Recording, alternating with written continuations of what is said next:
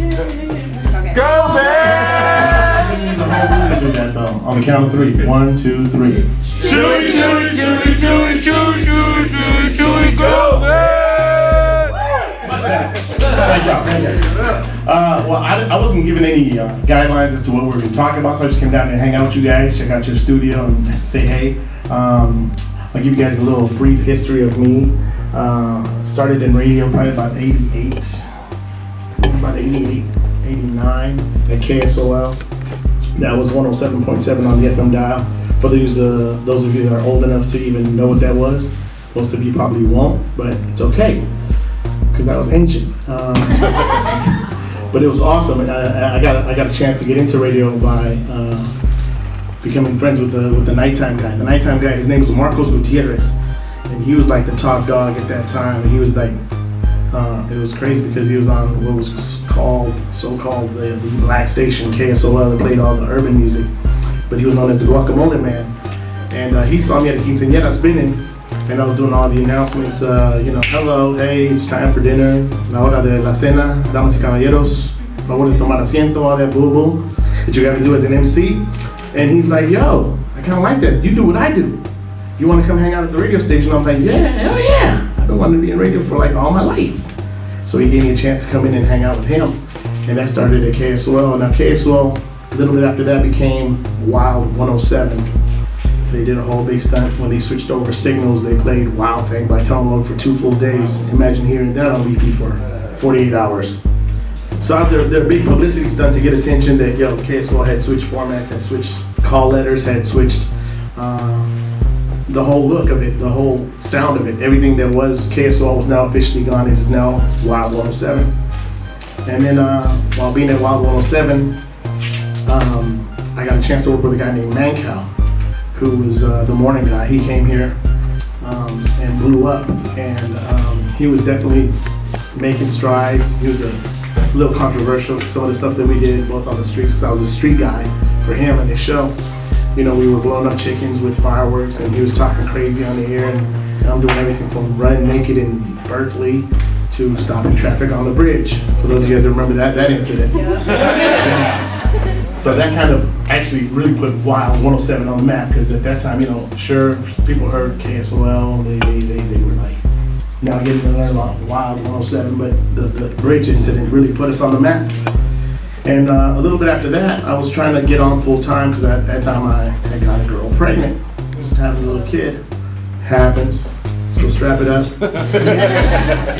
Get your jellies and all that in order. Kids are not good. They're great once you have them, if you can afford them. But definitely they will hit your pocketbooks and everything changes. So anyways, I had a kid, and I had to think about that, because before that it was just about me, and at that time it doesn't really matter. I stayed with my moms. I don't have nothing really to pay for except what I eat and what I do. So things changed. I needed benefits. They didn't want to give me benefits. I asked for a raise. Can I get a raise? No, can't do that. Can't get a raise or benefits? No, can't do that. So luckily for me, at that time, somebody from KMEL came knocking on my door and said, hey, we want to have a conversation with you. We like what you're doing. I'm like, well, really? I'm like, all right. When they had lunch with this guy over there, and he said, well, how would you like to have your own night show at night? I'm like, really? He goes, yeah. I kind of got an idea for a show. It wouldn't be your show solely. It'd be you and a girl named Rosary. I'm thinking about putting you guys together, but I'm really interested in having you be the lead on this. Do you want to be a part of that? I'm like, yeah. I said, but I'm getting ready to have a child. I mean, what are you talking about? We don't need benefits. Well, we can cover benefits. That's fine. I'm like, all right. Now my eyes started lighting up. I'm like, yeah. So then he writes down a figure on a piece of paper, and I almost passed out, because it was like way more than I expected to be making at that point in my life. He like offered me like, at that time, it's like, I think he offered me close to almost $50,000 a year. So I'm making like, about $48,000, $49,000, not including bonuses and stuff. So I get to make $50,000, I get to have benefits. I'm like, whoa, hell yeah, oh yeah, we can talk. And so I love being at Wild 107, don't get me wrong. So I went back and I said, you know what, I really don't want to leave, but if you guys can match this offer, I'll stay here. That didn't happen, they didn't match it. Said, we have no money, we really can't do nothing for you. If that's really what they're offering you, then go ahead and jump on it. So I took it. So the rest is history. Started with Chuy and Rosary on KMEL, and that was in '93. And up to August 15th, I had a 20-year run at KMEL, doing everything from nights to afternoons, and then I've been doing mornings now for I think 10 years, 10 years I've been doing mornings now. And it all came to a conclusion on August 15th for me, which was kind of crazy. And that's just the tell-all of radio, that any day somebody can walk in and pull the rug from under you. I just happen to be blessed to have been 20 years at one station in the city where I grew up at. I didn't have to go to Modesto, I didn't have to go to Fresno, I didn't have to go to somewhere else to start my career. I grew up here, I got a chance to do radio here, so I'm really blessed. Am I bitter? Nah. Was I disappointed? Yeah, a little bit. You know, you put in that much work, you expect a little more respect than that, but you know, it is life, it is radio, it's how it happens. The crazy thing is that radio now is become a little more, I wouldn't say cutthroat, but it's like non-personal.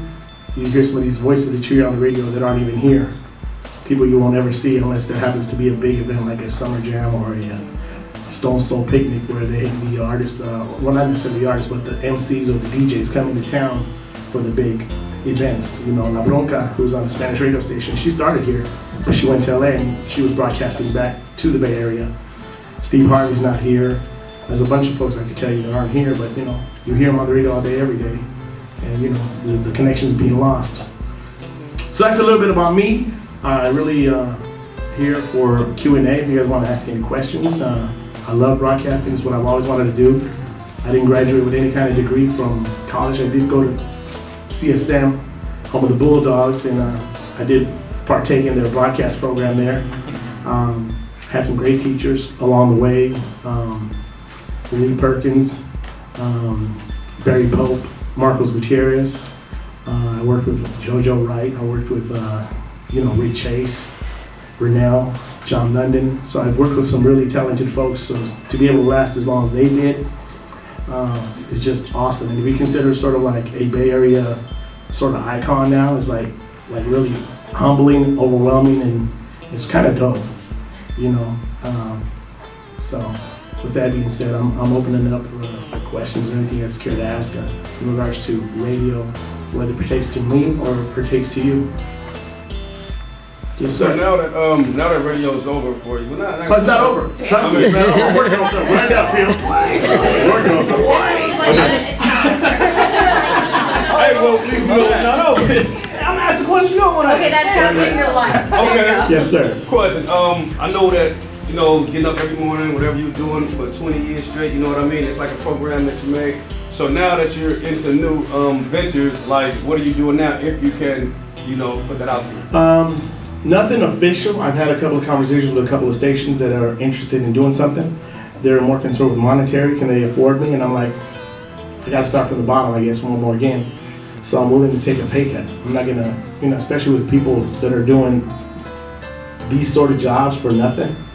Yeah. And when I say nothing, I mean literally nothing. Like, you know, you got these guys that are voice tracking their voices and they might be making an extra 8 to 10 grand a year to be your voice, and that's somebody's wage that can make anywhere from 50,000 to, you know, 400,000. And so you're taking these jobs and they're becoming almost meaningless and connectless is what I call them, because, you know, you don't see these folks. You know, at any time you guys can see me in a Jack in the Box at Target or at the car wash and be like, oh, there go Chuy again. Oh, there you go with his baby mama and his kids. Or, you know, whatever. But it's just funny, you know, you don't see this connect with some of these folks nowadays.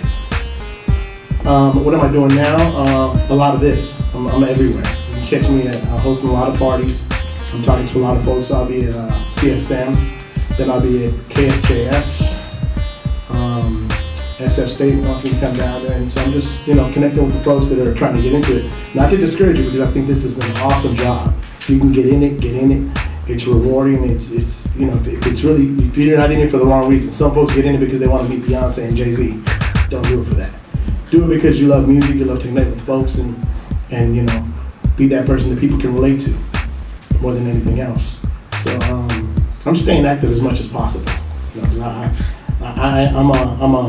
I call myself a promotional whore.